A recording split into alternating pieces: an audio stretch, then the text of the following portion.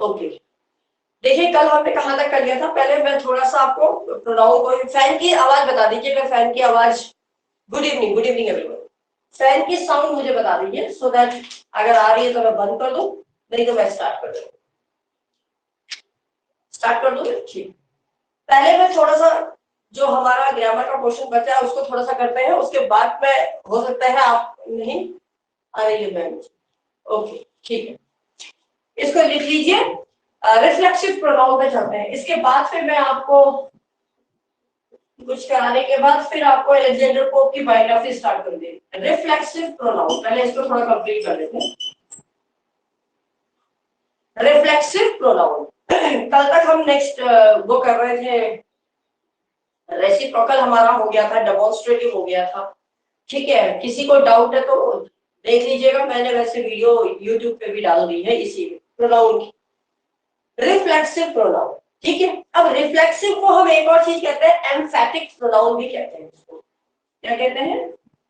एम्फैटिक pronoun, ठीक है। Reflexive, reflexive का मतलब क्या होता है? जैसे कोई चीज गई वो वापस हमारे पास आई, रिफ्लेक्ट हुई, तो मतलब स्वयं, खुद। तो लिख लीजिए इसमें क्या क्या आता है, स्वयं, खुद। जब किसी वाक्य में, जब किसी सेंटेंस में खुद, स्वयं, ठीक है, सेल्फ जिसे हम बोलते हैं, खुद को या अपने आप को, खुद को, अपने आप को, आपको लगता है वाक्य में ये सब चीजें बताई जा रही है। अगर सेंटेंस में कहीं ऐसा लग रहा है कि जैसे he did his work himself, उसने अपना काम अपने आप किया, अपने आप, स्वयं, खुद, तो वो सेंटेंस कहलाया जाता है रिफ्लेक्सिव प्रोनाउन। इसमें कौन कौन से आते हैं? सेल्फ लग जाता है, SELF, ऐसा और कुछ नहीं है, देख लेते हैं। सिंगुलर की अगर मैं बात करूं, ये आसान है। सिंगुलर की अगर मैं बात करूं तो सिंगुलर में आ गया माई,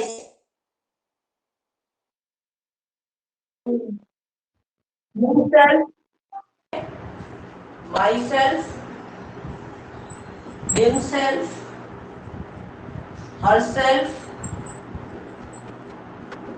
yourself,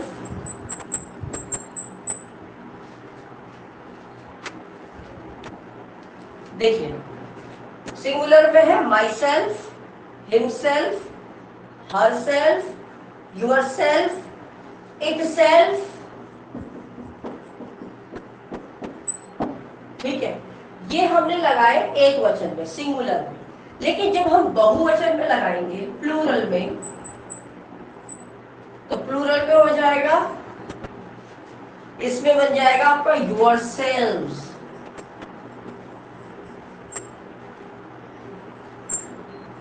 ourselves, ठीक है। their selves का themselves हो जाएगा, अपने आप। बस हमने ये देखना है, जब सिंगुलर चल रहा है तो SELF, SELF, SELF, SELF, SELF, ठीक है। लेकिन जब बहुवचन चल रहा है तो हो जाएगा SELVES, SELVES, SELVES, VES लग जाता है और ये बहुवचन कहलाता है। बस इसमें और कुछ नहीं है। तो अब हम इसको सेंटेंस देती हूँ मैं, तो आप सेंटेंस करिए, उससे आपको ज्यादा समझ में आएगा कि हम कैसे लगाएं। एक बार बता दीजिए, after that I will rub it, then I will give the sentences.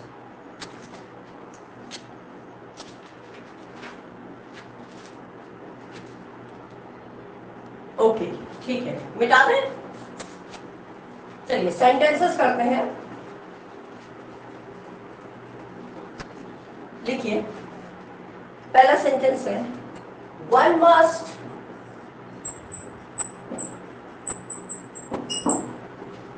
one must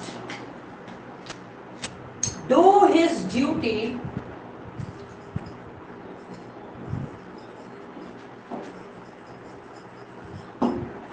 आपको बताना है गलती कहां पर होगी आपके अनुसार, ठीक है। one must do his duty himself, ठीक है। दूसरा, दूसरा है आपका we must protect, we must protect ourselves, ठीक है, from this pandemic. Okay, next sentence है the poor man killed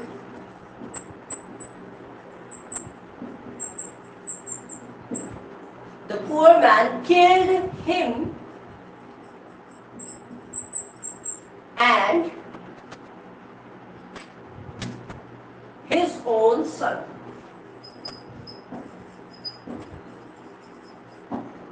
ठीक है, नेक्स्ट सेंटेंस है I do my work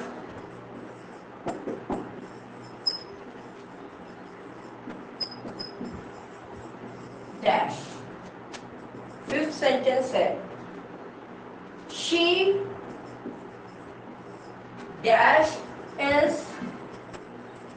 responsible, ठीक है, for her problems,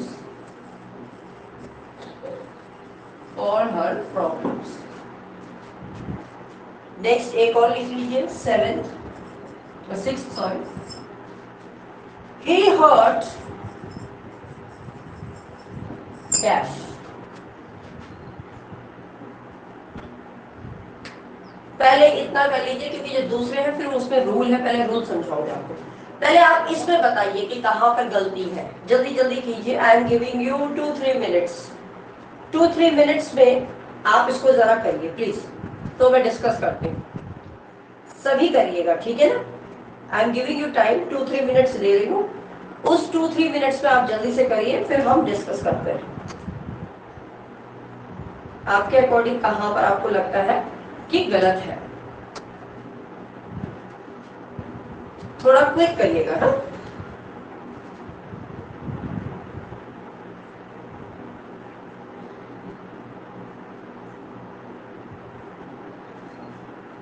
जब कर ले तो मुझे आंसर्स भी, सब अपने आंसर्स भी दे दीजिएगा। अभी एक ही ने दिया, इतने हैं, सभी लोग दीजिए अपना।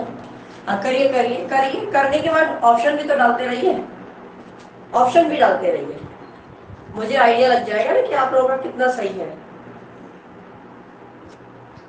कि how much you understood the concept.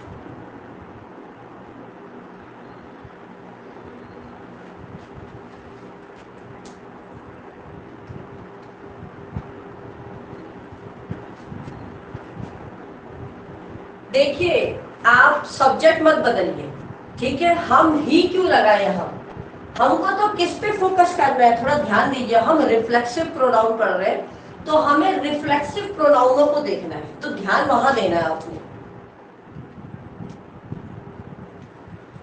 गलत है, गलत है। एक बार और लास्ट चांस और दे दूं, फिर मैं तो समझा ही रही हूँ आप लोगों को, थोड़ा सा ट्राई कीजिए। I am giving you few seconds more, फिर मैं एक्सप्लेन कर देती हूँ। ओके, आई थिंक थोड़ा प्रॉब्लम आ रहा है समझने में, है। चलो मैं समझा देती हूँ, रुकिए।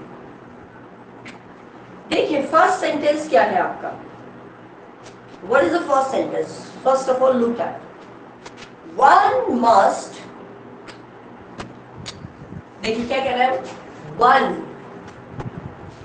वन जब मैंने आपको कल लिखाया भी था कहीं पर, जब वन या वंस ओन आता है तो हम इट्स ओन ऐसे करते हैं ना, वंस ओन लगा देते हैं। तो देखिए one must do his duty himself, तो यहां पर क्या आना चाहिए, जब ये वन है तो वंस सेल्फ आना चाहिए ना। ये रिफ्लेक्सिव प्रोनाउन हिमसेल्फ नहीं होगा, यहां पर गलती है। I think somebody is saying yes, one self आएगा। क्या आएगा, वन सेल्फ। क्यों, क्योंकि वंस है भाई, हर किसी व्यक्ति को अपने आप वन सेल्फ जो काम अपना कर, जब वन आना है तो वन सेल्फ या इट्स ओन। हम ओन जब अपने आप वंस ओन इट्स ओन बोलते हैं ना, तब वहां जब ओन आ जाता है तो हम वहां पर वन सेल्फ लगा देंगे। ठीक है, समझ में आ गया कि नहीं? और सेल्फ इसलिए लगाएंगे क्योंकि हम पढ़ रहे हैं रिफ्लेक्सिव प्रोनाउन, और रिफ्लेक्सिव प्रोनाउन का प्रयोग सेल्फ में होता है। सेल्फ लग गया तो रिफ्लेक्सिव प्रोनाउन है। नेक्स्ट क्वेश्चन है आपका, we must protect ourselves from this pandemic. ये तो बहुत आसान है, जरा बताइए। आपको ये देखना है क्या है, बहुवचन है वी। वी का क्या बन जाएगा? हिमसेल्फ कब आएगा? जब मैं बोलूंगी इसमें आएगा। ये बताइए, he hurt himself। जब ही होगा तब himself आएगा। उसने अपने आप को हर्ट किया, अपने आप को ही चोट लगाई।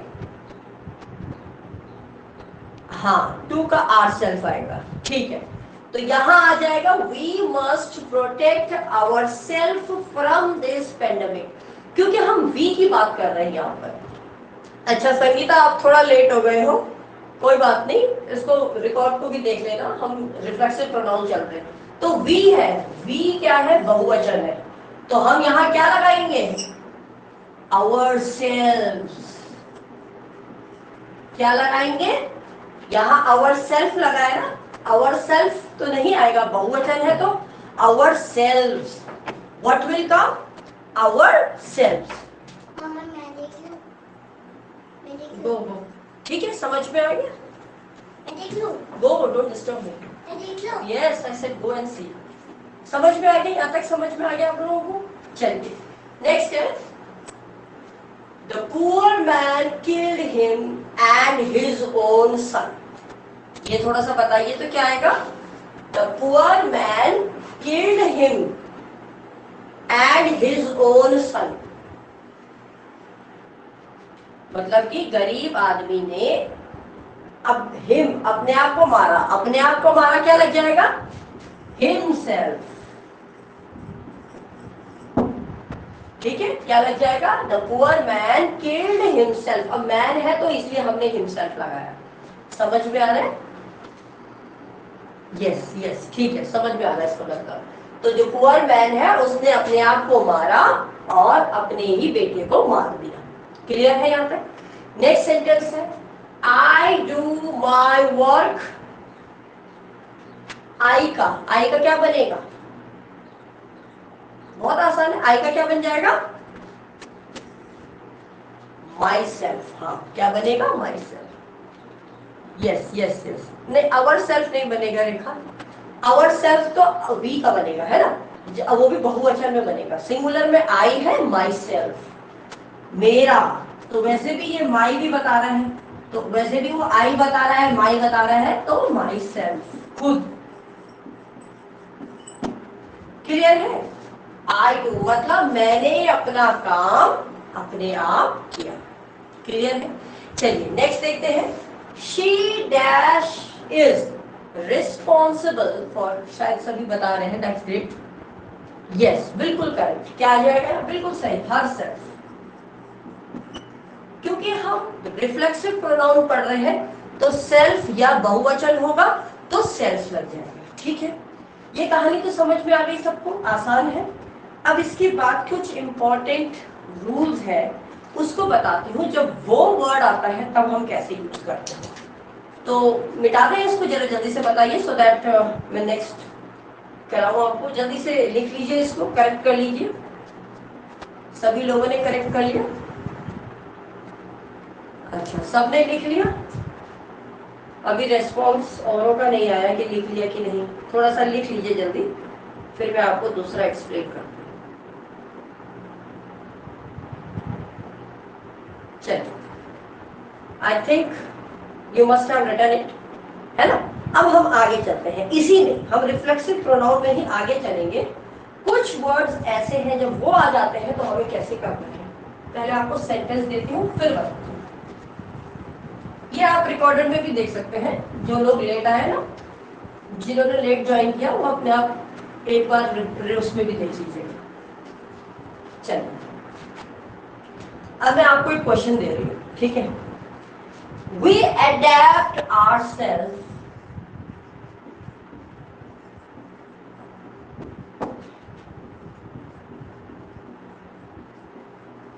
ठीक है, we adapt ourselves to the changing climate.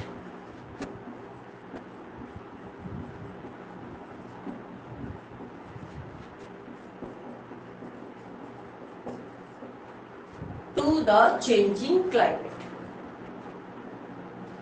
एक तो ये है, एक सेंटेंस ये, अभी मैं एक बार समझा दूंगी तभी आप कर पाओगे। और एक सेंटेंसेस है, सेकेंड, एक सेंटेंसेस है, फिशेस आर एडेप्टेड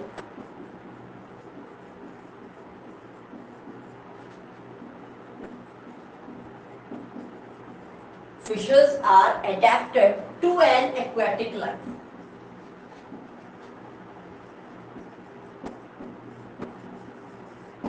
देखो एग्जाम में पूछा इन्हीं में से जाता है, कौन से आते हैं कंफ्यूज करने के लिए। अब देखिए दो चीज है, ये जो अडेप्ट है, we adapt ourselves to the changing climate, मतलब हम अपने आप को क्या करते हैं, बदलते हैं, अडेप्ट करते हैं। अब अडेप्ट यहाँ किसके सेंस में कहा गया है, ये वर्ब के सेंस में कहा गया है, क्रिया के रूप में, वर्ब के रूप में। अभी मैं बताती हूँ तब आप समझेंगे। वर्ब के रूप में यदि अडेप्ट है, ये तो वर्ब के रूप में है। अब जरा दूसरा वाला भी देख लें। अडेप्ट का मतलब क्या होता है, इसको भी आप मतलब लिख लीजिए, चाहे मतलब ढालना।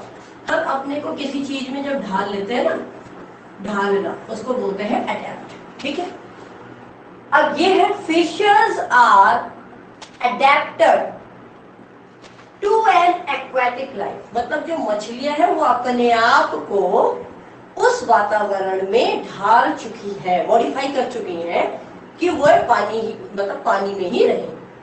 अब यहाँ पर क्या है, यहाँ पर ये वर्ब तो यही हो गया, ठीक है, ये वर्ब हो गई, लेकिन यहाँ ये एडेप्टेड जो है वो वर्ब का काम नहीं कर रहा है, किसका काम कर रहा है, एडजेक्टिव का। थोड़ा ध्यान दीजिएगा, एग्जाम में पूछे जाते हैं। ठीक है, यहाँ एडेप्ट वर्ब का काम कर रहा है, यहाँ एडेप्टेड एडजेक्टिव का काम कर रहा है। ठीक, दोनों में फर्क क्या आएगा वो मैं पहले आपको एक बार बता दूं। ठीक, तो देख लीजिए, एक तरफ है हमारा एडेप्ट और दूसरी तरफ है हमारा एडेप्टेड। ठीक है, एक तरफ एडेप्ट है, दूसरी तरफ क्या है, एडेप्ट। अब जब यहां पर एडेप्टेड, ये जब हम एडेप्ट का यूज करेंगे, जब क्रिया के फॉर्म में होगी तो रिफ्लेक्सिव प्रोनाउन लगेगा। ठीक है, इसका मतलब तो आप समझ ही गए, ढालना। ठीक है, जिसको हम बोलते हैं to make fit often by modification, to make fit often by modification, मतलब मॉडिफिकेशन से अपने आप को थोड़ा बहुत उस चीज वातावरण में ढाल लेना। ठीक, तो यहां पर क्या है, जब ये चीज होगी, अगर ये एडेप्ट वर्ब के रूप में है, ढालने के रूप में है, तो हम रिफ्लेक्सिव प्रोनाउन यहां पर फॉलो होगा। फिर क्या होता है, रिफ्लेक्सिव प्रोनाउंस फॉलोस। अब देखो, आप एडेप्ट था, ठीक है, क्रिया के रूप में था, इसीलिए यहां पर क्या आ गया, अवर सेल्फ। तो दैट मीन्स यहां रिफ्लेक्सिव प्रोनाउन आएगा जब एडेप्ट क्रिया के रूप में आएगी। समझ में आ गई? अब दूसरे वाले पे चलते हैं, एडेप्टेड। एडेप्टेड का मतलब होता है सूटेड बाय नेचर, प्रकृति ने ही उसको उस चीज के अनुसार ढाल दिया है। यहाँ तो हम प्रकृति के अनुसार ढल रहे हैं, यहाँ तो हम, जैसे गर्मी है तो हम गर्मी में सरवाइव करने के लिए अपने आप को कोशिश कर रहे हैं, लेकिन यहाँ ऑलरेडी नेचर ने, प्रकृति ने उस चीज को उसके प्रति ढाल रखा है पहले से। तो आप यहाँ पर लिख सकते हैं एक सेंटेंस, मतलब word, suited by nature.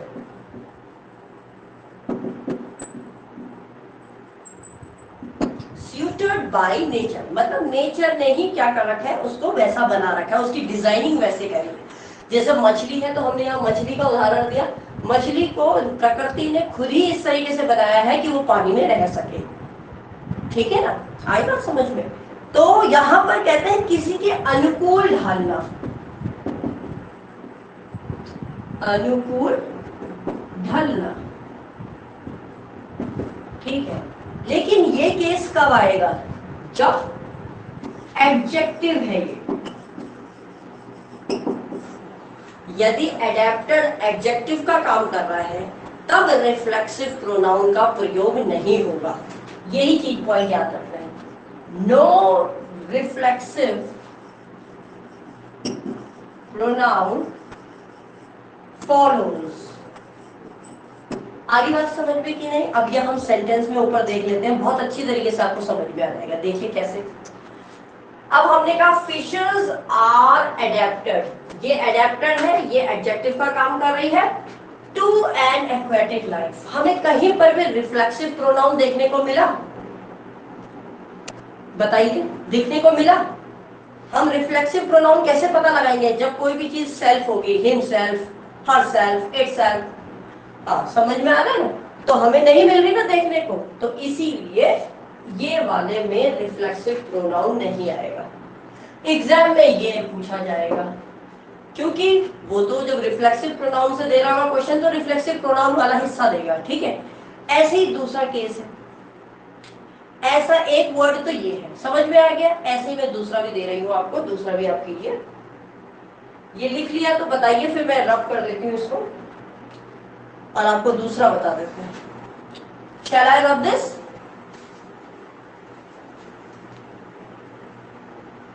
Okay, सभी ने लिख लिया, ठीक है। चलिए, अब ये तो एडेप्ट वाला केस हुआ, ठीक। अब एक दूसरा आता है अवेल, एक आता है अवेल, जैसे एडेप्ट है ऐसे ही अवेल भी आता है। देखते हैं अवेल, एक हमने पढ़ लिया एडेप्ट, ठीक है। अब हम दूसरा पढ़ रहे हैं अवेल, अवेल पढ़ रहे हैं, ठीक है। अवेल का मतलब क्या होता है, अवेल का मतलब होता है लाभ उठाना। अब अवेल में भी ऐसा ही मैं बना दूं फिगर, फिर आपको मैं सेंटेंस दूंगी। देखिए अवेल में भी ऐसा ही होगा, यदि अवेल वर्ब के रूप में होगा, ठीक है, यदि वर्ब के रूप में होगा। अब इस वर्ब के रूप में तो होगा, लेकिन इसका मतलब क्या है, टू मेक यूज ऑफ, किसी चीज का फायदा लेना, या आप कह सकते हो टू टेक अपॉर्चुनिटी या एडवांटेज ऑफ, ठीक है, मतलब कि लाभ उठाना, लाभ उठाना, ठीक है, वर्ब में है लाभ उठाना। तो जब वर्ब का केस होगा, जैसे हमने इससे पढ़ा, तो ये किसको फॉलो करेगा, रिफ्लेक्सिव प्रोनाउन फॉलोज। समझ में आ गया, क्लियर है यहाँ पर। अब दूसरी तरफ है लाभ या सहायता हेतु कोई वस्तु, मतलब कोई चीज जो हमारे को क्या कर रही हो, मदद कर रही हो, इसका लिखो आप अवेल्ड, AVAILED, अवेल, डी बताना ना, अवेल है। लेकिन ये अवेल जब किसका काम कर रही हो, एडजेक्टिव का काम कर रही हो, ये भी लिख लीजिए आप, जिसको कर लो, एडजेक्टिव नहीं नाउन का कहो, ठीक है। अब इसका मतलब ये क्या मतलब हुआ इसका, जब कोई वस्तु, जैसे कहते हैं ना कि ये हमारे लिए बहुत हेल्पफुल है, तो आप हिंदी में लिख सकते हो लाभ या सहायता हेतु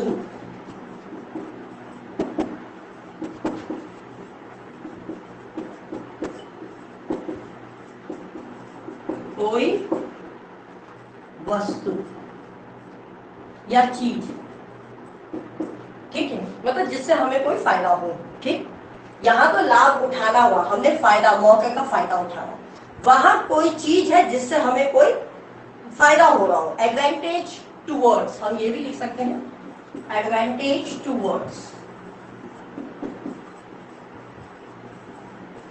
लेकिन यहाँ पर ना अवेल, दोनों अवेल है, एक तरफ अवेल वर्ब का काम कर रहा है, दूसरी तरफ अवेल नाउन का काम कर रहा है।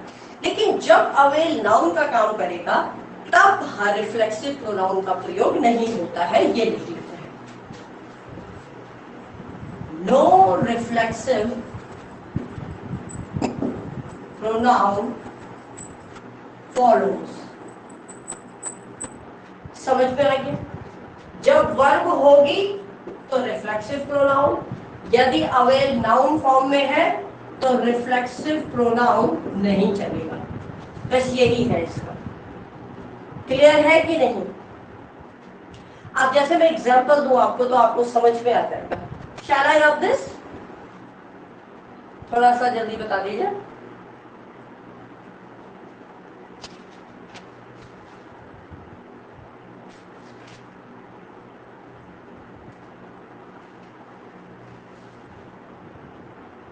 बताइए। ओके फाइन, ठीक है। तो देखें,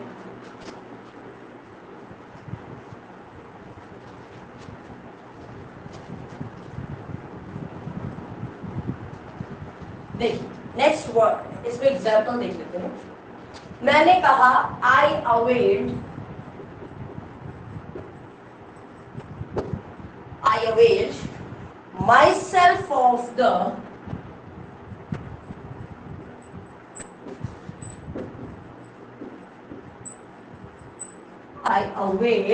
myself of the golden opportunity.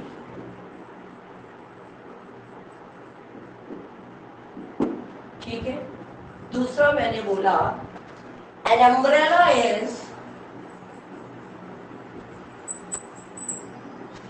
is of no avail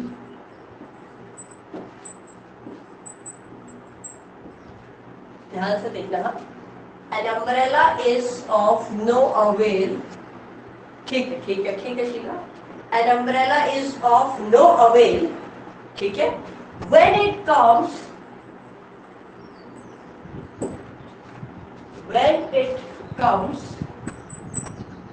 ठीक है to the third या तो टू thunderstorm का।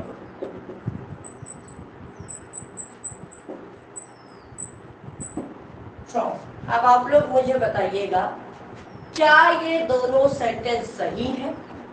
अगर नहीं है तो क्यों नहीं है और क्या आना चाहिए? जल्दी से, ज्यादा इसीलिए नहीं, दो ही सेंटेंस दिए मैंने। या ये सही है, आप बताइएगा मुझे। पहले वाले पे चलते हैं।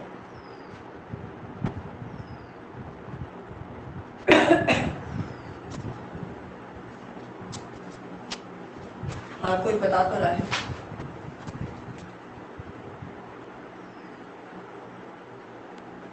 अच्छा सही है, ठीक है। I availed myself of the golden opportunity, मतलब कि मैंने, सही है, सभी सही बोल रहे हैं, दैट्स ग्रेट, सही कह रहे हैं आप लोग। देखिए सही है बिल्कुल। क्यों? क्योंकि हमको यहाँ पर पता चल रहा है सेंटेंस से कि यहाँ जो अवेल है वो वर्ब का काम कर रही है। क्यों? क्योंकि वो बोल रही है कि भाई मैंने अपने आप को एक अच्छे मौके का मैंने लाभ उठाया। तो लाभ उठाना क्रिया का फॉर्म है अवेल। यहाँ पर अवेल क्या है? वर्ब। तो जब हमने कहा वर्ब होगा तो रिफ्लेक्सिव प्रोनाउन फॉलो करेगा, तो ये सही है। क्लियर? अब दूसरे वाले केस में क्या है? An umbrella is of no avail when it comes to the thunderstorm. अब हमने यहां जो अवेल कहा that is in the case of noun, ये नाउन के रूप में। और पहले हम सेंटेंस का भी मतलब हमने कहा, क्या कहा? जब अवेल नाउन के रूप में आएगा तो उसका मतलब होता है कोई वस्तु उपयोगी होना, मतलब किसी चीज के लिए वो उपयोगी है या नहीं है। तो यहाँ पर वो यही बोल रहा है, अम्ब्रेला को उसने वस्तु बता दिया। एक अम्ब्रेला किसी काम का नहीं है, कोई उपयोगी नहीं है। जब क्या आ जाए? तूफान आ जाए, तब अम्ब्रेला का कोई काम नहीं है। तो दैट मीन्स जब ये नाउन है तो कहीं पर भी रिफ्लेक्सिव प्रोनाउन नहीं लगेगा, और यहाँ कहीं लगा भी नहीं है। तो this statement is also correct. तो ठीक है, आप लोगों को समझ में आ गया। ऐसा ही हमने अडेप्ट पढ़ लिया, अवेल पढ़ लिया, ऐसे ही अब आते हैं हम एंजॉय। एंजॉय भी एक वर्ड आता है, उसको भी देखते हैं। शैल आई राइट दिस? लिख लो, मिटा दे, मिटा देते हैं, लिख लिया होगा आप लोगों ने। ठीक है, फाइन। सबको समझ में तो आ रहा है ना? चलिए अब हम चलते हैं एंजॉय। एंजॉय वाले को देखते हैं। अब देखिए, अगर आता है सपोज एंजॉय,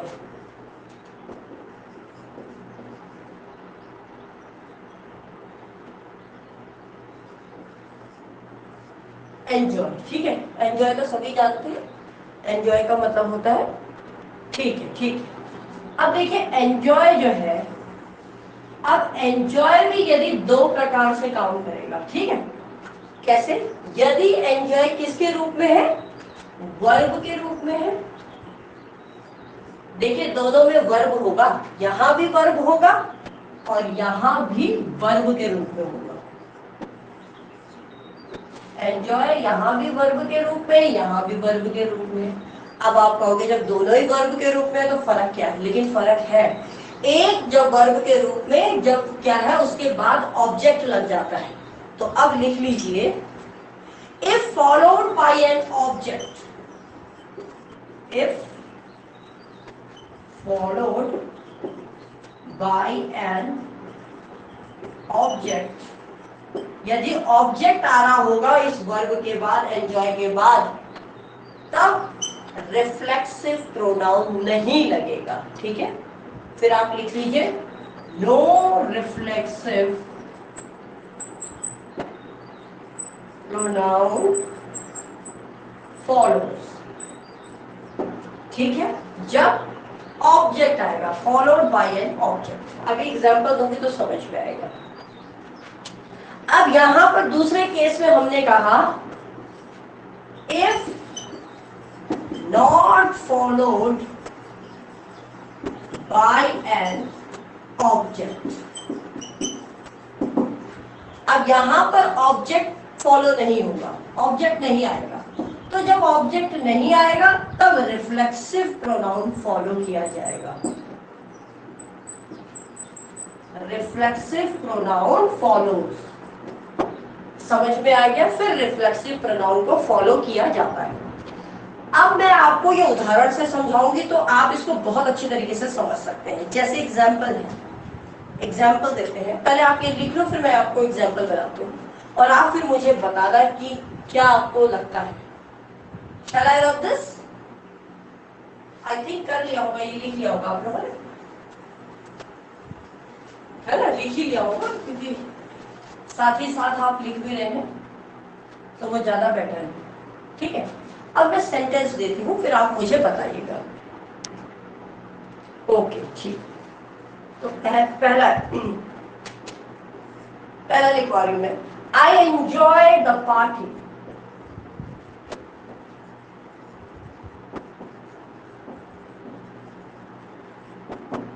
ठीक है। दूसरा सेंटेंस दे रही हूँ, I enjoyed my self. I enjoyed myself, ठीक है, at the party।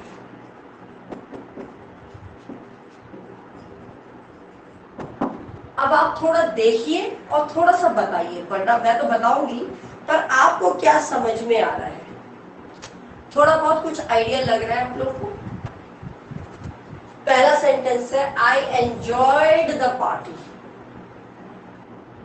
एंजॉयड और एंजॉयड दोनों ही वर्ब है, ठीक है, फर्क कुछ नहीं है। बस फर्क ये है, एक जगह इन्होंने रिफ्लेक्सिव प्रोनाउन नहीं दिया और एक जगह इन्होंने रिफ्लेक्सिव प्रोनाउन दिए हैं। दोनों वर्ब है, यस, वर्ब दोनों है, लेकिन एक जगह इन्होंने रिफ्लेक्सिव प्रोनाउन डाला ही नहीं और एक जगह इन्होंने रिफ्लेक्सिव प्रोनाउन डाल दिया। तो जहां इन्होंने रिफ्लेक्सिव प्रोनाउन नहीं डाला वो कौन सा वाला वर्ब था? जब वो किसी ऑब्जेक्ट को फॉलो कर रहा हो।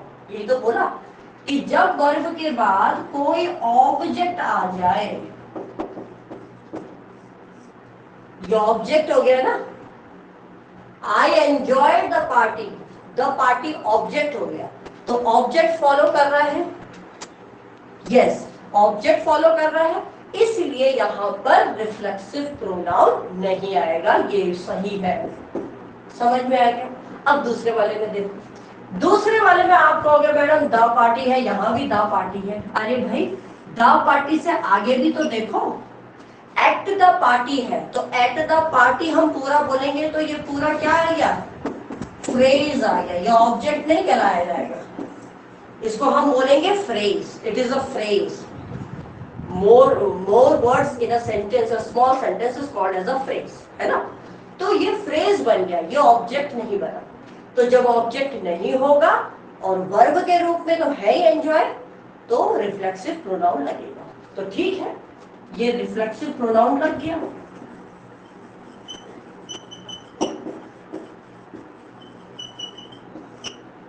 जब ऑब्जेक्ट नहीं है, व्हेन नो ऑब्जेक्ट फॉलोज,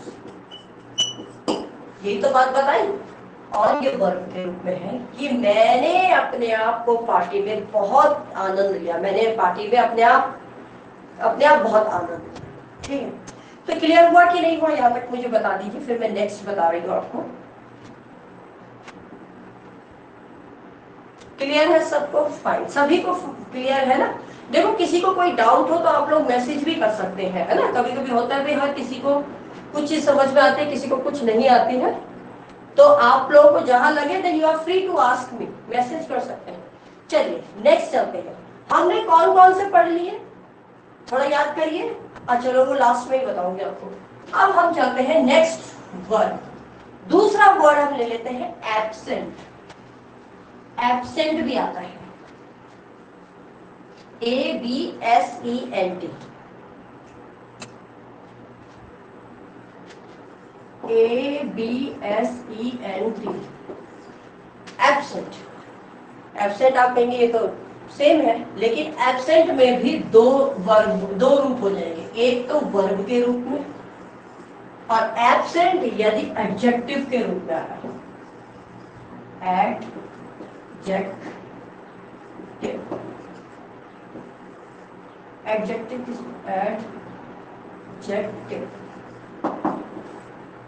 ठीक, यदि वर्ब के रूप में है और एडजेक्टिव के रूप में है। तो देखिए वर्ब के रूप में यदि है तो पहले इसका मतलब क्या है।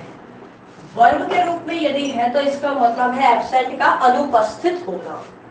थोड़ा ध्यान से समझिएगा, अनुपस्थित होना, ठीक है। या हम कह सकते हैं to keep away oneself, to keep oneself away,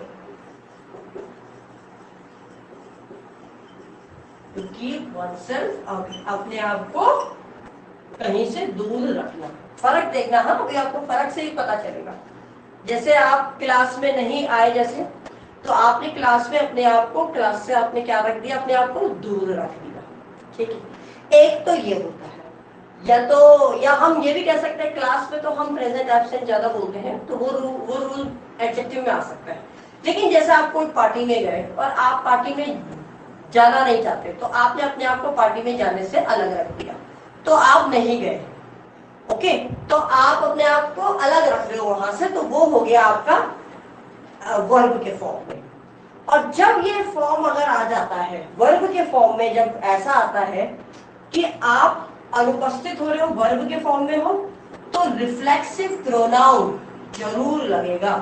तो लिख लीजिए रिफ्लेक्सिव प्रोनाउन फॉलोज।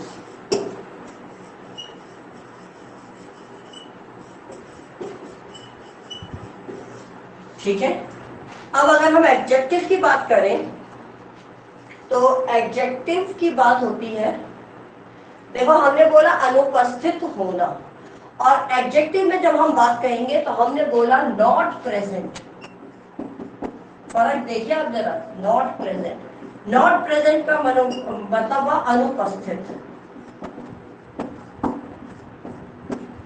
यहाँ होना, अनुपस्थित होना मतलब अपने आप को आप रख रहे हो जानबूझकर, यहाँ अनुपस्थित, बस है ही नहीं, इतना फर्क है, एडजेक्टिव में है ही नहीं।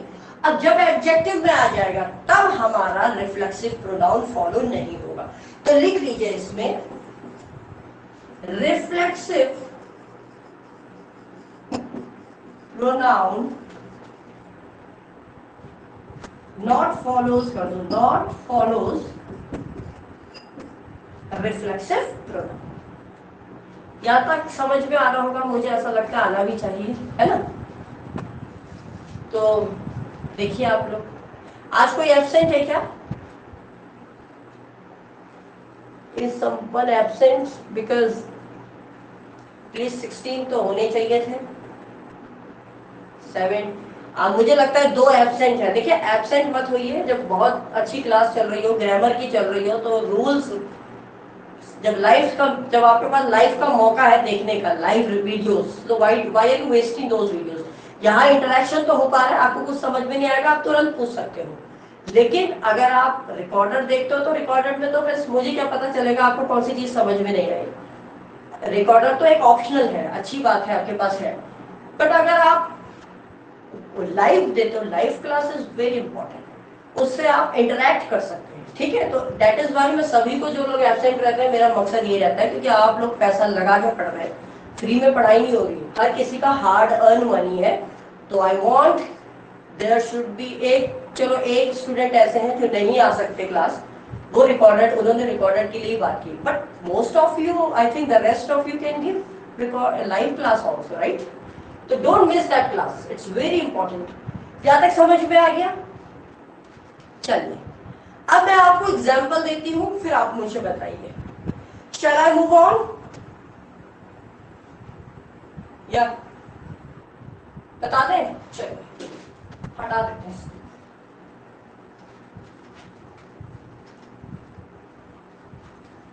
चलिए लेट्स मूव। अब मैं आपको एग्जांपल दे रही हूं, ठीक है। I was absent.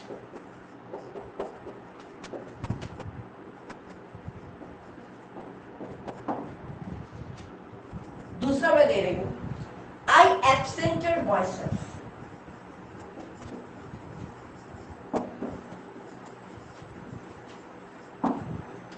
अब आप लोग मुझे बताइए कि आपको क्या लगता है, क्या ये सही है या ये गलत है?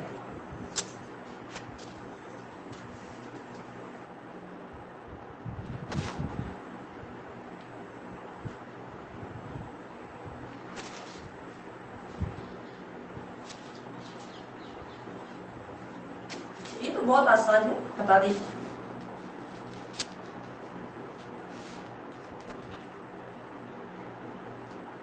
इट्स वेरी इजी, बहुत आसान है, थोड़ा ट्राई कीजिए, मैं आपको समझा तो रही हूँ।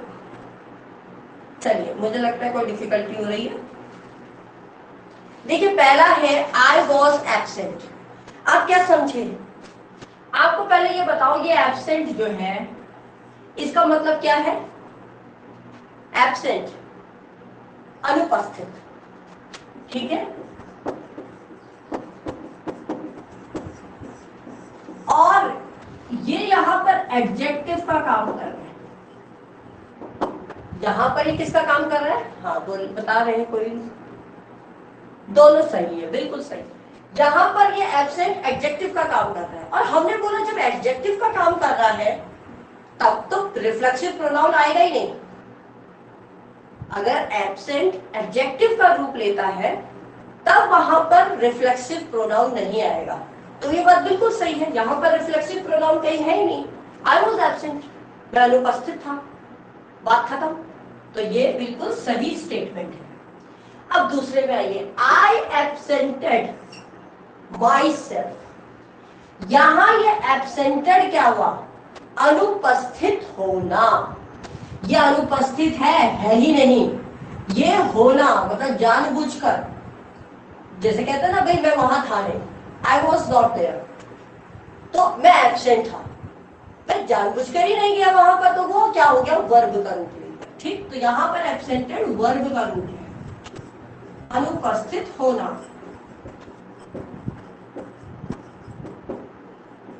देखो फर्क थोड़ा बहुत ही है, माइल्ड है, but it makes a lot difference, क्योंकि हम यहाँ जब वर्ब के रूप में पढ़ते हैं, मैंने लिखा है ना आपको पीछे, to keep away one self away, कि एक कोई इंसान जानबूझकर अपने आप को वहां से दूर रख रहा है, तो वो सेंस में वर्ब का रूप लगेगा।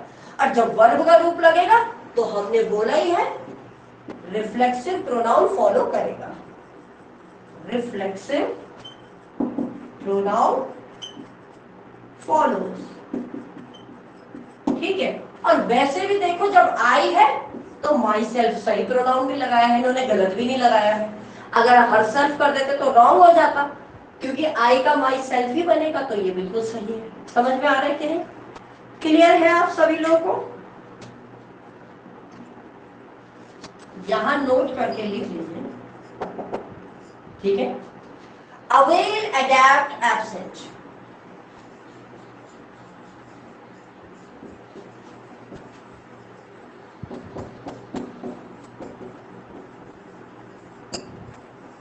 मैंने एंजॉय नहीं लिया क्योंकि एंजॉय दोनों ही रूप में वर्ब का काम कर रहा है, वर्ब का कर रहा है ना, तो इसलिए उसको नहीं लिया। एक जगह वर्ब के बाद ऑब्जेक्ट है, ठीक है, एक जगह वर्ब के बाद ऑब्जेक्ट है और एक जगह वर्ब के बाद ऑब्जेक्ट नहीं है।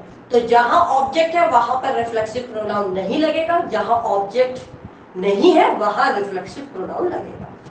सो I am not writing that, वो आपको क्लियर कर दिया है, लेकिन ये एक जैसे हैं, अवेल, अडैप्ट एंड एब्सेंट। यदि ये तीनों के तीनों किस रूप में है? वर्ब के रूप में है। यदि ये तीनों के तीनों किस रूप में है? वर्ब के रूप में है, तो आपको ध्यान रखना है रिफ्लेक्सिव प्रोनाउन फॉलोज।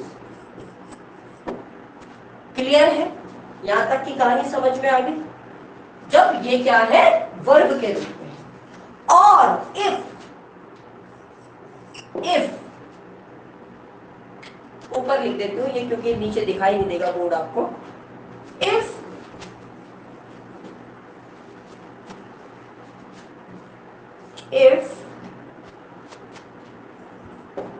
अवेल ये नाउन होगा, ठीक है। Absent and adapt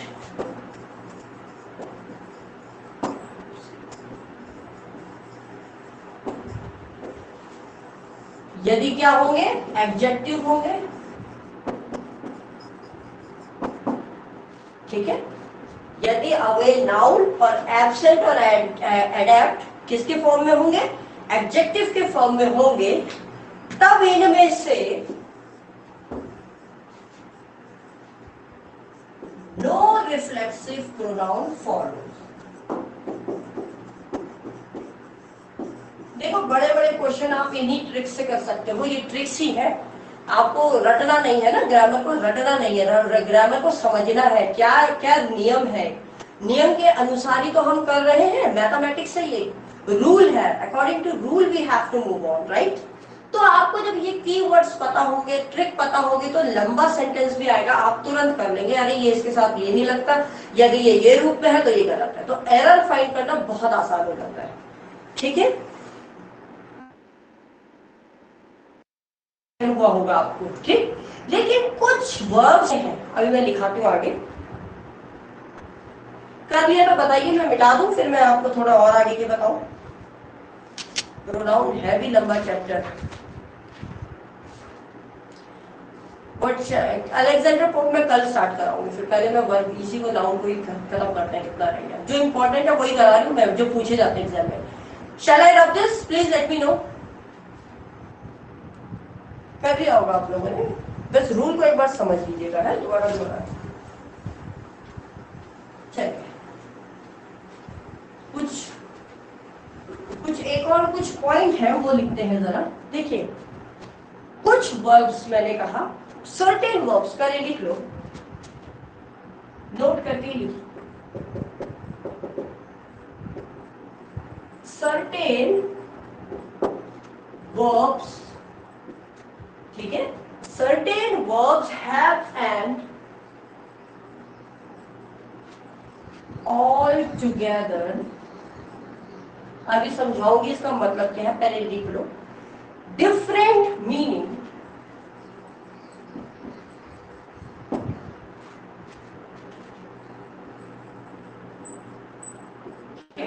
certain verbs have an altogether different meaning when a reflexive pronoun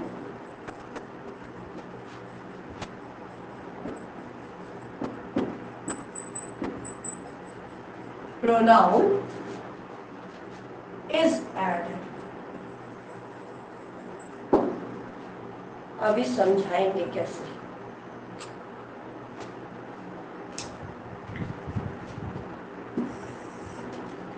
देखो ये कह रहे हैं कि कुछ वर्ब्स, सर्टेन का मतलब होता है कुछ, वर्ब्स का मतलब होता है क्रियाएं। तो वो कह रहा है कि कुछ क्रियाएं ऐसी है जो मिलकर बिल्कुल दूसरी मीनिंग बना देती है, और वो रिफ्लेक्सिव प्रोनाउन जब उसमें ऐड हो जाता है।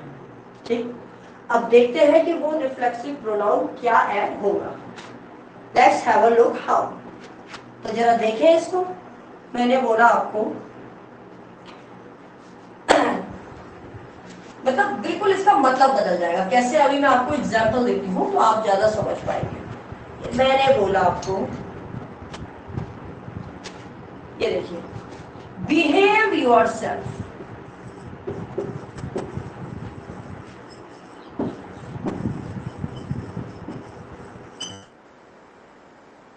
तो आप कहोगे ये क्या हुआ भाई मैम, है ना, बिहेव योरसेल्फ। तो देखिए, बिहेव योरसेल्फ हमने बस यही बोल दिया, ये एक वर्ब हो गई और ये रिफ्लेक्सिव प्रोनाउन हो गया, लेकिन इसका मतलब बिल्कुल अलग हटके आ गया। मतलब मीनिंगफुल है, अपने आप ही बता रहा है, दो चीजें जुड़ी और मीनिंग पता चल गई। क्या कहते हैं ना, बिहेव योरसेल्फ मतलब शिष्ट तरीके से व्यवहार करो, मतलब सही, मतलब कहते हैं ना बिना कि उसको कहते हैं ना तरीके से व्यवहार करो, थोड़ा ढंग से रखो अपना व्यवहार। तो ये बिहेव जो है यहाँ पर, ये वर्ब का काम कर रही है और ये रिफ्लेक्सिव प्रोनाउन इसमें जुड़ गया है। ठीक है, तो ये अपने आप को बता रहा है भाई, अपने आप को तुम तरीके से रखो, तमीज से रहो, अपना व्यवहार शिष्ट रखो। समझ में आ गया कि नहीं, क्लियर है? अब एक और देती हूं मैं जैसे आपको, तो आपको बेटर लगेगा हाउ टू एक्सप्लेन इट। जैसे मैंने बोला, he lived by himself।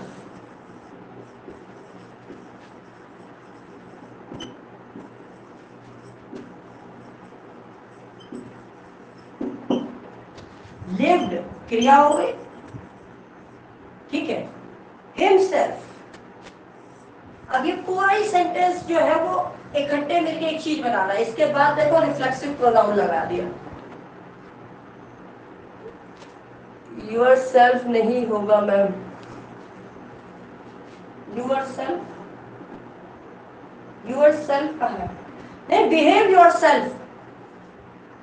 Singular में हम behave yourself भी तो बोलते हैं।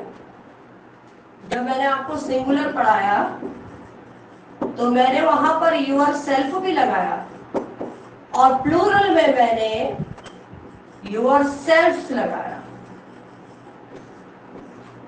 ठीक है, होता है, अपने आप को तौर तरीके में रखो।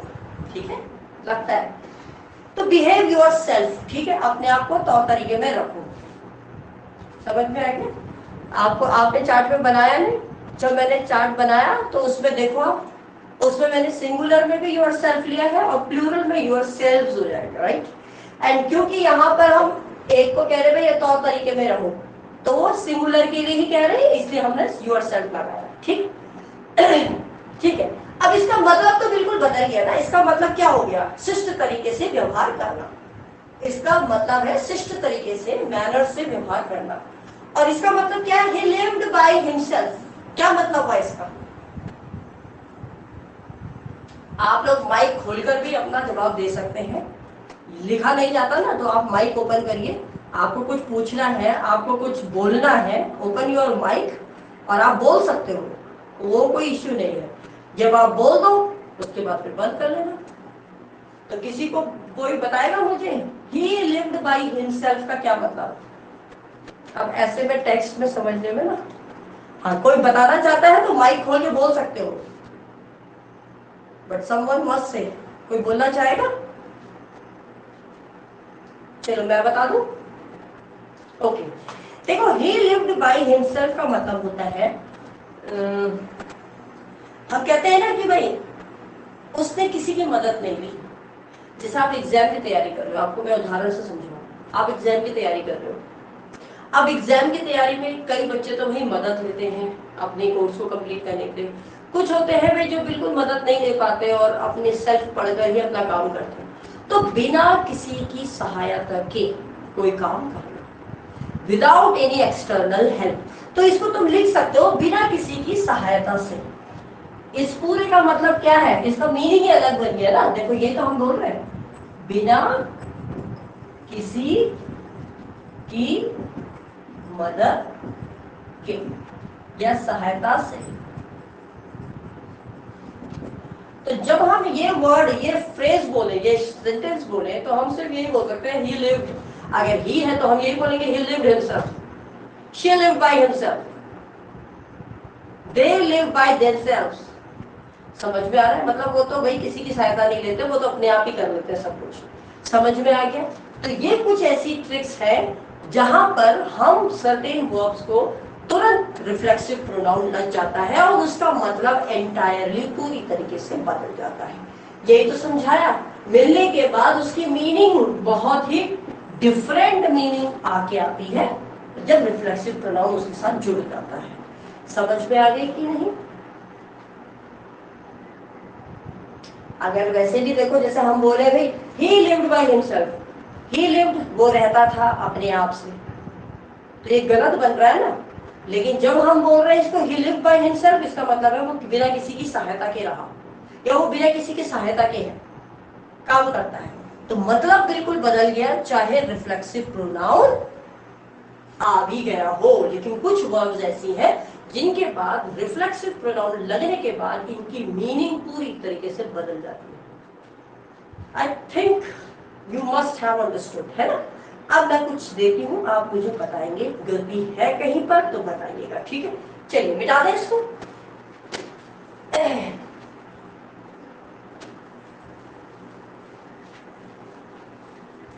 एग्जाम्पल्स करते हैं कुछ, मैं आपको एरर बताती हूँ, आप मुझे बताइएगा कहां पर आपको लगता है गलती है, सही करिए।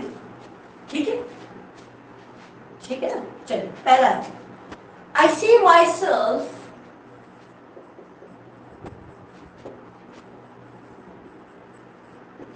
As an IAS officer.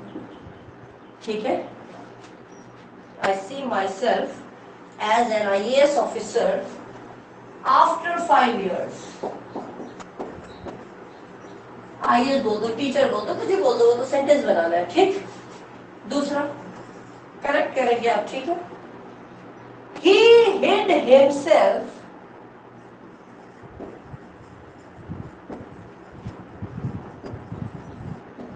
he hid himself behind the curtain।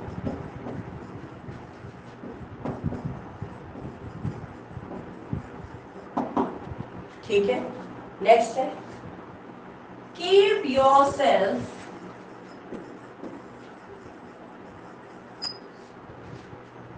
Fit.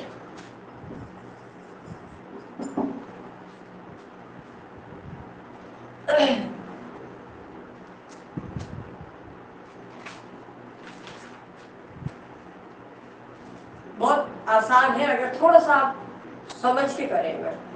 मैंने तो बताना ही है, पर एक बार थोड़ा आप ट्राई कीजिए, फिर मैं आपको बताती हूँ। पहला है I see my self as an IAS officer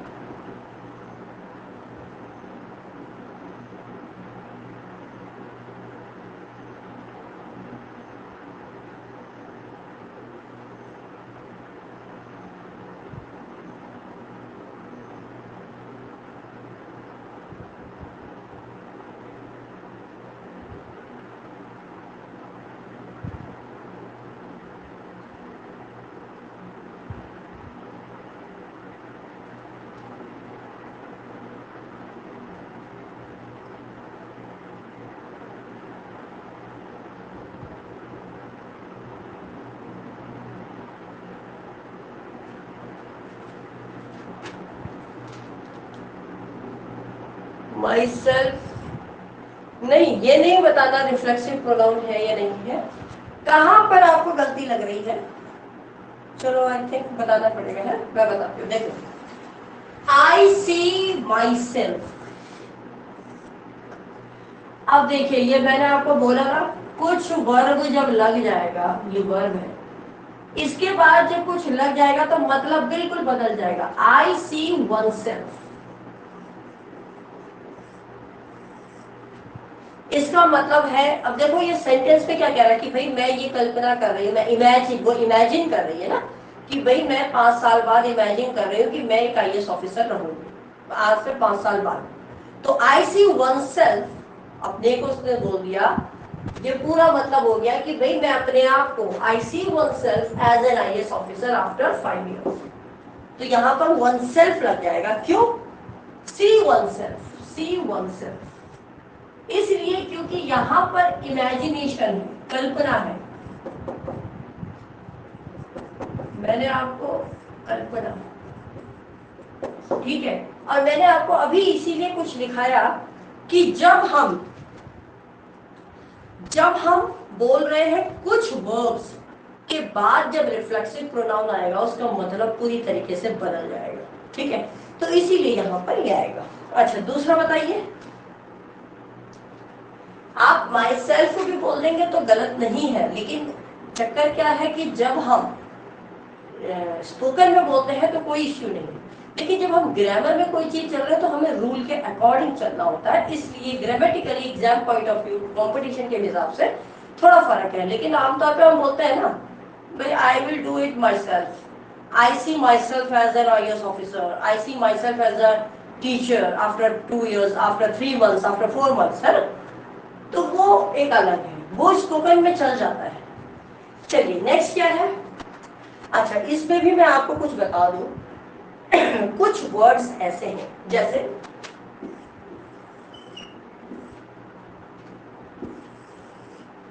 जैसे ये हेड है, ये कीप है। हेड का मतलब क्या है? छिपाना, छिपना या छिपाना, छिपना या छिपाना। अब कह रहा है he hid himself behind the curtain, छिप जाना या अब छुपा लेना, ठीक। अब आप मुझे थोड़ा बताएंगे यहाँ पर गलती कहाँ पर लग रही है आपको क्या लगता है यहाँ पर एरर कहाँ पर होगा? थोड़ा कुछ आइडिया लग रहा है? हिमसेल्फ में एरर है, क्यों?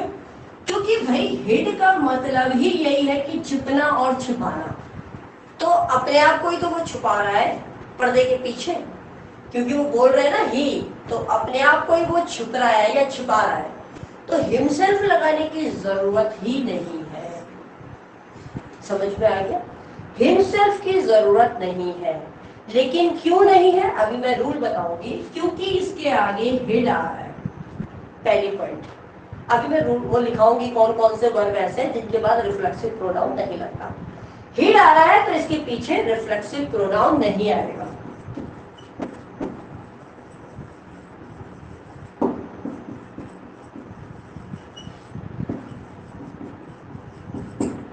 क्लियर है? अच्छा, ऐसे ये है keep your self fit, keep your self fit. अब भाई हम ये भी तो कह सकते हैं कीप फिट, भाई कीप फिट का मतलब क्या है? अपने आप को फिट रखो। अभी जैसे मैं बोल रही तुम लोगों को कि कीप फिट, तो मैं उसमें ये नहीं लगाऊंगी keep your self fit, unnecessary superfluous नहीं बनाएंगे हम उसको। हम ये बोल सकते हैं कीप फिट का मतलब ही यही है कि तुम अपने आप को फिट रखो, ठीक है।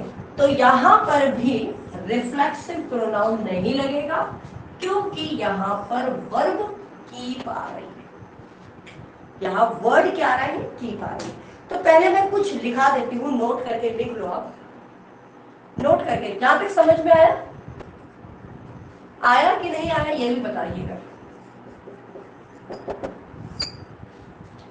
वर्ड्स आफ्टर विच, या ऐसे लिख दो कीप, हेड, टेक्स्ट भी कर देना आप लोगों को समझ में आया कि नहीं आया। हेड, हेड क्या हाइड कह सकते हैं, हाइड का हेड फॉर्म बन गया second, keep, hide, stop, turn, TURN, turn, bathe, नहाना, ठीक है। इसके बाद आ गया आपका मूव, रेस्ट, मूव करना, रेस्ट करना, keep, hide, stop, turn, move, rest, shave, SHAVE, shave, think, THINK, think, qualify, ठीक है। मैं इसके आगे वो लिखूं,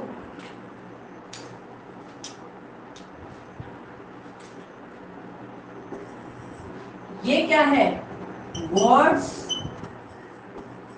after which reflexive, after which reflexive pronoun, after which no reflexive pronoun comes. ये ऐसे शब्द हैं, कौन कौन से, keep, hide, stop, turn, bathe, move, rest, shave, think, qualify, ये ऐसे शब्द हैं इनके पीछे रिफ्लेक्सिव प्रोनाउन कभी नहीं आएगा। अब एग्जाम में जो क्वेश्चन पूछता है वो ज्यादा मतलब इनमें से जो वर्ड्स आते हैं वो आपका एक तो आता है कीप से बहुत पूछा जाता है, हाइड से पूछा जाता है, कीप, हाइड एंड स्टॉप। ऐसा नहीं है इनसे नहीं पूछा जाएगा, पूछा जा सकता है, लेकिन इनसे क्वेश्चंस की ज्यादा पॉसिबिलिटी बन के आती है। लेकिन आपको याद तो सभी कर लेने हैं कि इनके पीछे रिफ्लेक्सिव प्रोनाउन नहीं लगता है। अब कहानी समझ में आ गई, यहाँ तक थोड़ा सा बता दीजिए फिर मैं आगे मूव करूं।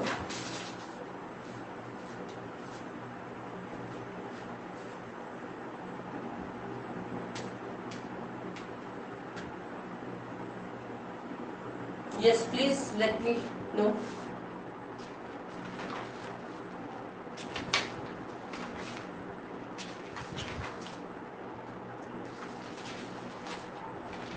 Come on.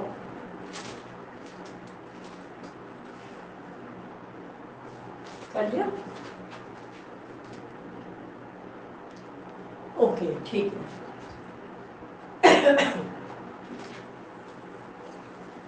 अब हम नेक्स्ट प्रोनाउन पढ़ेंगे and that will be the last, ठीक है।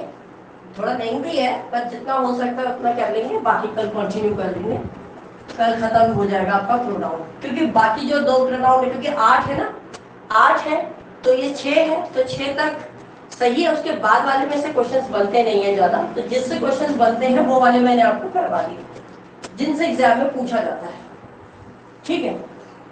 तो आपका प्रोनाउन खत्म हो जाएगा। चलिए नेक्स्ट चलते हैं,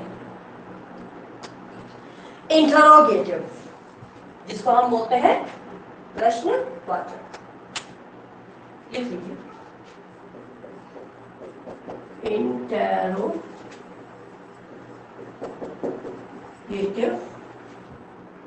प्रोनाउन, ठीक है। इंटरोगेटिव प्रोनाउन, या हम इसको रिलेटिव प्रोनाउंस भी कह सकते हैं, रिलेट करते हैं।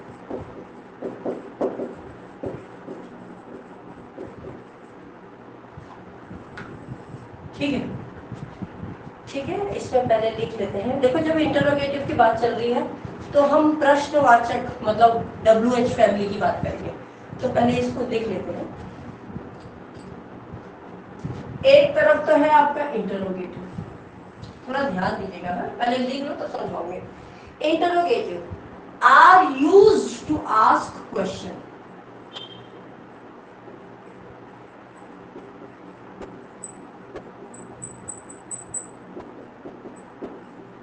इंटरोगेटिव प्रश्न पूछने के लिए होते हैं। तो सवाल पूछने, या आप कह सकते हो सवाल पूछते हो, ठीक है, सवाल पूछते हो। जब हम किसी से सवाल पूछेंगे तो हम इंटरोगेटिव प्रोनाउन का प्रयोग करेंगे, ठीक है। और इसमें एक चीज लिख लीजिए, जैसे मैंने बोला कौन, इसमें एक चीज और आती है WH फैमिली।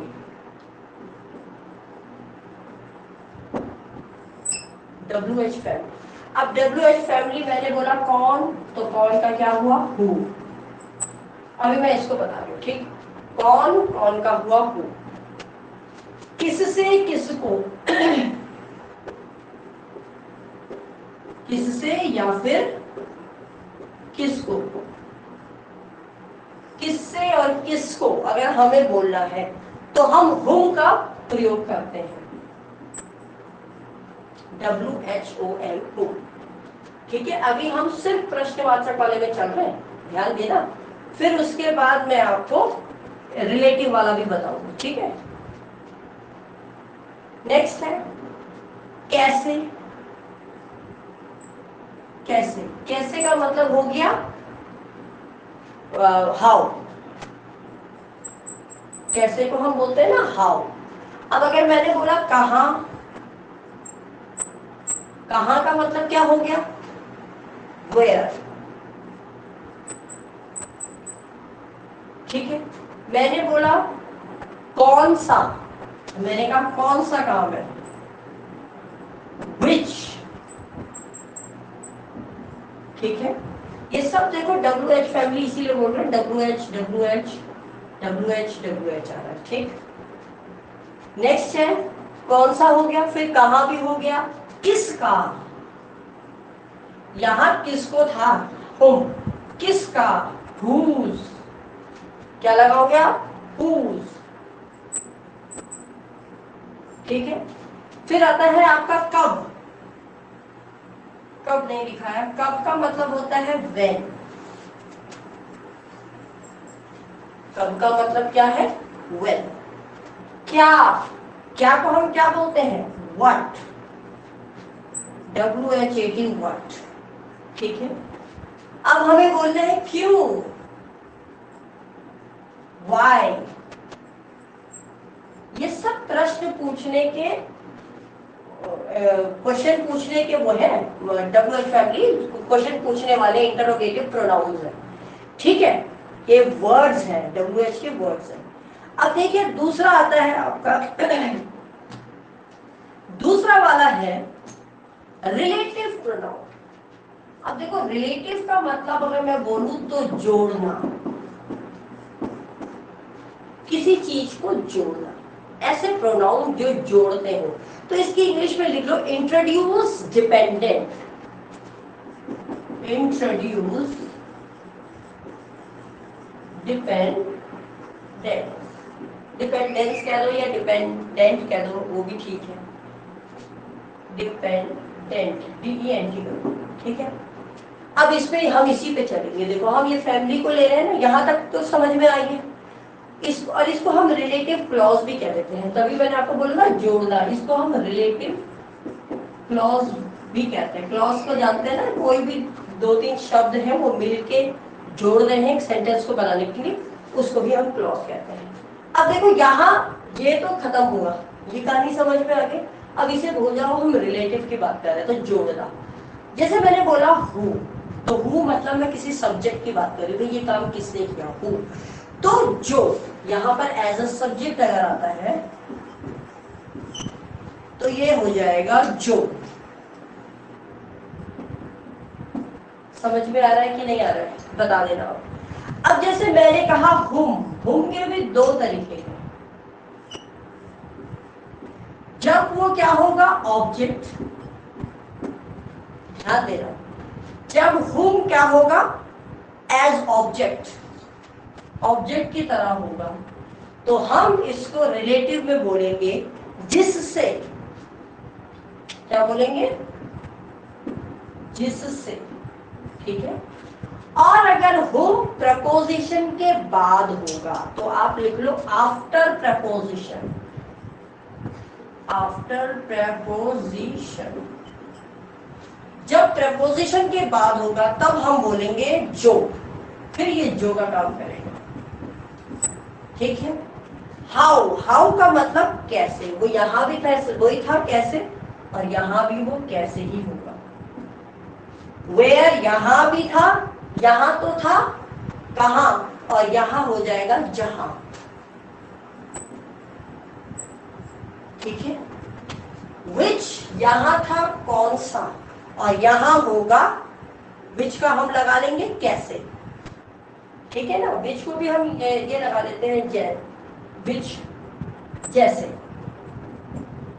जैसे लगा लेंगे, ठीक। नेक्स्ट आ जाएगा आपका कौन सा, हुज, तो हुज का लगा लेंगे हम यहां जिसका, जिसका, ठीक है।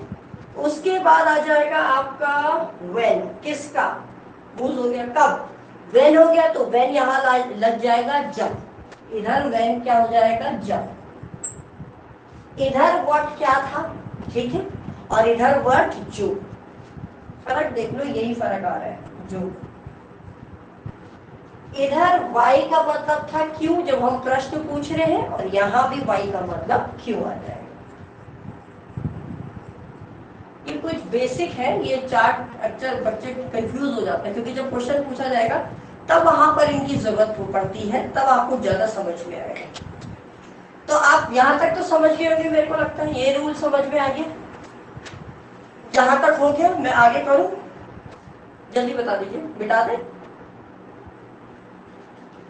ये क्लियर हुआ, ये भी लिख के बताइए मुझे। माइक भी ओपन कर सकते हो, कुछ आपको यस नो कुछ भी बोलना है आप बोल सकते हैं, अगर आप लोग टेक्स्ट नहीं करना आप बोल भी सकते हैं। माइक खोल दीजिए फिर माइक बंद कर दीजिए, और या फिर टेक्स्ट करके बता दीजिए।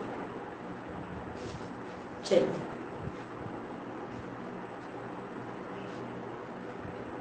Okay, I think I shall move, लिख लिया ना आप लोगों ने, रिकॉर्ड भी है, आप देख लीजिए।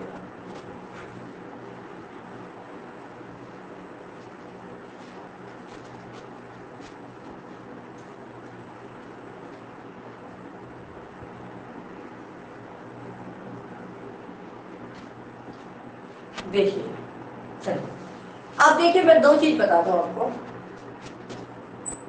हूँ और हुम, हूँ और हुम हमेशा किसके लिए लगेगा, फॉर ह्यूमन बीइंग्स,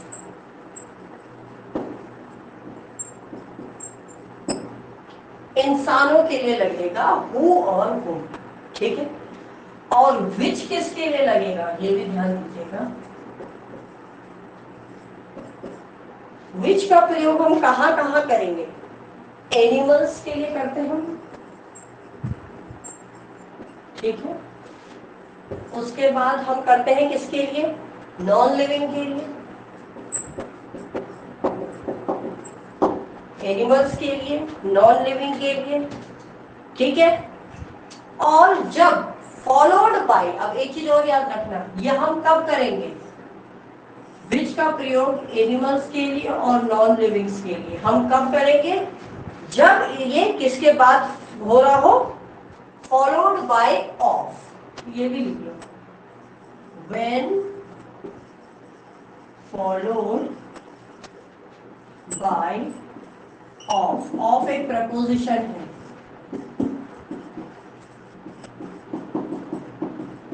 मैंने लिखाया भी था आपको, विच एक तो ऑब्जेक्ट के बाद और एक मैंने आफ्टर ऑफ कहा था प्रपोजिशन।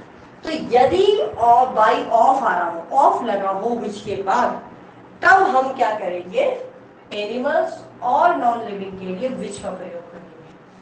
समझ में आ गया कि नहीं आया, क्लियर है, ठीक है। बाकी फिर एक दो पन्ने का और है, कल मैं इसको और फिनिश, कल ही फिनिश भी हो जाएगा, और कल हम अलेक्जेंडर भी स्टार्ट कर देंगे, क्योंकि मुझे लगता है अलेक्जेंडर पोप एक मतलब हमारी यूनिट 5 है आई थिंक, तो यूनिट 5 में is the most important as well, मतलब इनके हम पहले बायोग्राफी करेंगे, फिर इनके वर्क्स करेंगे जो इम्पोर्टेंट वर्क्स हैं, क्योंकि उसमें ऑथर कंप्लीट पढ़ना पड़ेगा, तो हम उसको स्टार्ट कर देंगे, ठीक है। तो यहाँ तक आपको समझ में आ गया, इस दिस क्लियर। मैं सोचूं एक बार पूरा नाउन हो जाए, फिर मैं आपको प्रैक्टिस दे दूंगी करने के लिए, आपको नाउन से रिलेटेड क्वेश्चंस दे दूंगी, एरर वाले क्वेश्चंस, तो आप उसको बैठ के करिएगा। अभी बीच में दूंगी तो आपको समझ में नहीं आएगा, एक बार कंप्लीट हो जाए फिर समझो, okay. So I am winding up the class, tomorrow I will take the class, और इसको हम फिनिश कर लेंगे, कल नाउन भी खत्म हो जाएगा और हम लिटरेचर भी स्टार्ट कर लेंगे, ठीक है। तो प्लीज डोंट बी एब्सेंट, ठीक है, इसीलिए, ओके फाइन। किसी को कोई क्वेरी हो तो मैसेज और व्हाट्सएप कर सकते हैं।